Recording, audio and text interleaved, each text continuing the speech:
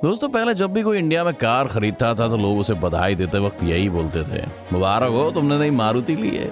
जी हाँ दोस्तों, पहले इंडिया में कार का मतलब ही मारुति होता था। मारुति भारत में इतना लोकप्रिय है कि ब्रांड नेम की बजाय प्रोडक्ट नेम ही बन गया है। वो भी क्यों ना, भारत में तो ऑटोमोबाइल के मार्केट के लगभग 70% मार्केट में मारुति सुजुकी का ही कब्जा था। एक ऐसी कंपनी जो इंडिया के आधे से ज्यादा मार्केट पर कब्जा करके रहती थी, आज उसको भारत की एक कंपनी ने पीछे छोड़ने की शुरुआत कर दी है। अगर ये रेस ऐसी ही चलती रही तो एक दिन वो कंपनी भारत के पूरे मार्केट पर अपना कब्जा कर लेगी। जी हाँ, हम बात कर रहे हैं टाटा मोटर्स की, जिसने देश की सबसे सस्ती कार टाटा नैनो निकाली थी। तो चलिए दोस्तों, आपको बताते हैं कि कैसे टाटा कंपनी मारुति सुजुकी को भारत से टाटा करने की तैयारी कर रही है। मारुति और टाटा मोटर्स के इस कंपटीशन के बारे में बात करने से पहले चलिए आपको बताते हैं कैसे मारुति बनी थी हर घर की गाड़ी। मारुति सुजुकी की शुरुआत 16 नवंबर 1970 को हुई थी। इसका पहले नाम Maruti technical services private limited यानी MTSPL था। ये कंपनी अपने शुरुआती दिनों में देसी कार बनाने के लिए डिजाइन, मैन्युफैक्चरिंग और assembling related technical services provide कराती थी। इसके बाद जून 1971 में मारुति मोटर्स लिमिटेड की शुरुआत हुई। ये कंपनी भारतीय लोगों के लिए अफोर्डेबल कार बनाने के लिए स्टार्ट की गई थी। सरकार ने संजय गांधी को कार्स बनाने का जिम्मा सौंपा था। अनफॉर्चुनेटली ये कंपनी कार नहीं बना पाई। इसी बीच साल 1980 को संजय गांधी की मौत हो गई। अब सरकार मारुति मोटर्स कंपनी को बचाने के लिए कोई ऐसी कंपनी ढूंढने लगी जो उनकी कार मैन्युफैक्चरिंग में हेल्प कर सके। इसी बीच मारुति उद्योग लिमिटेड की स्थापना भी की गई। सरकार जब ऐसी कंपनीज ढूंढ रही थी तभी उनकी नजर में जापान की कार की कंपनी सुजुकी आई। इसके बाद साल 1982 को मारुति उद्योग लिमिटेड और जापान की सुजुकी कंपनी ने लाइसेंस और एग्रीमेंट पर साइन किया और दोनों पार्टनरशिप में आ गए और ऐसे बनी देश की सबसे बड़ी कार कंपनी मारुति सुजुकी। अपने शुरुआती दिनों में मारुति सुजुकी कंपनी जापान से गाड़ियां सिर्फ इंपोर्ट किया करती थी। उस दौर में लगभग 40,000 कार्स मारुति सुजुकी ने जापान से खरीदी। इसके बाद साल 1983 में भारत में गाड़ियों का निर्माण शुरू हुआ और पहले बनने वाली गाड़ी थी भारत की सबसे ज्यादा पॉपुलर कार मारुति 800। ये कार सुजुकी की मॉडल SS80 ऑल्टो के मुताबिक बनाई गई थी। ये कार मार्केट में आते हिट हो गई थी। अब मारुति 800 की बात चल ही रही है तो दोस्तों आपको इससे जुड़े कुछ इंटरेस्टिंग फैक्ट्स बताएं। मारुति 800 के पहले मॉडल को गुड़गांव के हरपाल सिंह ने खरीदा था। इस कार की चाबी को खुद उस टाइम की प्राइम मिनिस्टर इंदिरा गांधी ने अपने हाथों से हरपाल सिंह को सौंपा था। मारुति 800 की सफलता के बाद मारुति सुजुकी ने काफी सारे मॉडल लॉन्च किए। साल 1984 में मारुति वैन, साल 1985 में जिप्सी, साल 1990 में पहली सिडान कार मारुति 1000 लॉन्च की। इसके बाद मारुति ने साल 1993 में मारुति जेन, साल 1999 में बलिनो और वैगन आर लॉन्च की। इसके बाद साल 2000 में मारुति ने अपनी ऑल्टो कार लॉन्च की और तब से अब तक मारुति ने अपने बहुत सारे मॉडल मार्केट में लॉन्च किए। मारुति सुजुकी देश में इतना लोकप्रिय हो गई है कि देश में कार का मतलब ही मारुति हो गया है। देश में मारुति सुजुकी ने इंडिया के बड़े बड़े शहरों से लेकर देश के छोटे छोटे गांव तक का सफर तय किया है। मारुति सुजुकी देश के लोगों में अपनी एक अलग ही जगह बना चुकी है। आज भी देश में लगभग ज्यादातर लोगों की पहली पसंद मारुति सुजुकी है। मारुति सुजुकी देश में सबसे ज्यादा कार बेचने वाली कंपनी है। देखते ही देखते मारुति सुजुकी ने भारत के ऑटोमोबाइल के मार्केट पर कब्जा कर लिया।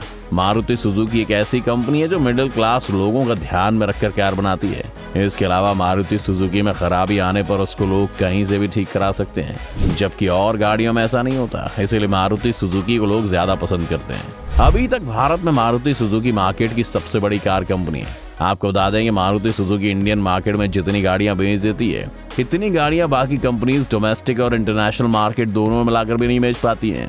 लेकिन अब दोस्तों ये बात सामने आने लगी है कि धीरे धीरे मारुति सुजुकी मार्केट से गायब होने की कगार पर है। इसकी जगह बाकी कार कंपनीज ने ले ली है। खास तौर पर ऐसा माना जा रहा है कि कहीं ना कहीं टाटा मोटर्स मारुति सुजुकी को मार्केट में पछाड़ सकती है।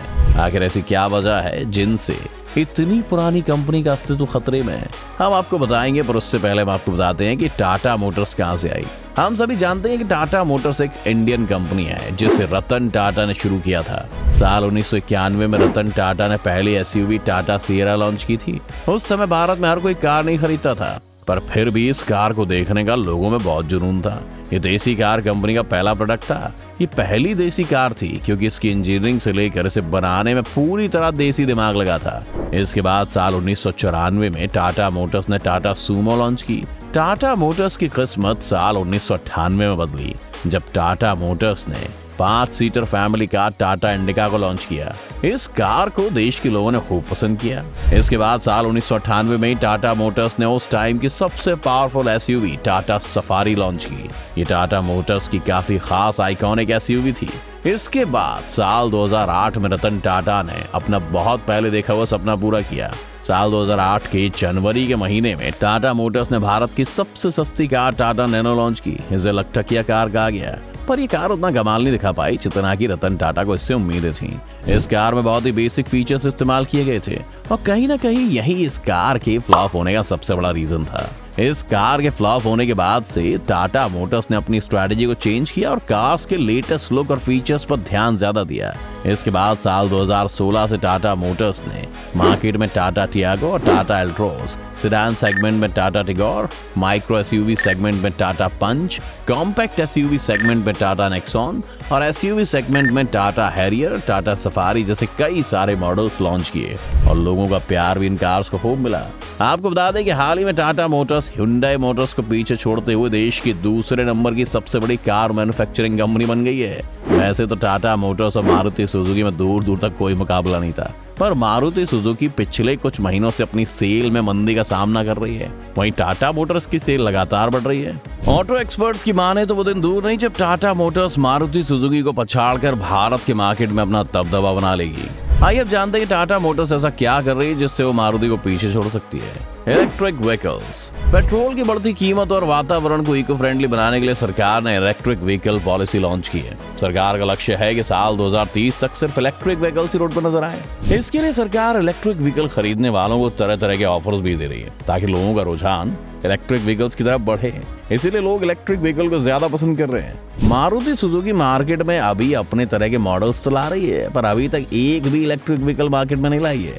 मारुति सुजुकी आज भी अपने पुराने पैटर्न पर ही चल रही है, जबकि टाटा मोटर्स ने मार्केट में 2 शानदार इलेक्ट्रिक कार्स लॉन्च भी कर दी हैं, जो कि टाटा नेक्सॉन ईवी और टाटा टिगोर ईवी है। टाटा नेक्सॉन ईवी भारत की मार्केट में सबसे ज्यादा बिकने वाली इलेक्ट्रिक कार है। आज टाटा मोटर्स भारत के बाजार में इलेक्ट्रिक कार सेगमेंट की सबसे बड़ी कंपनी है। मारुति सुजुकी अभी तक अपने ईवी मॉडल्स मार्केट में नहीं लाई है। एक रिपोर्ट के मुताबिक मारुति सुजुकी साल 2025 तक अपनी पहली इलेक्ट्रिक कार देश में लॉन्च कर सकती है, पर तब तक अगर टाटा मोटर्स पूरी तरह से मार्केट को अपने कब्जे में कर ले तो इसमें हैरानी वाली कोई बात नहीं होगी।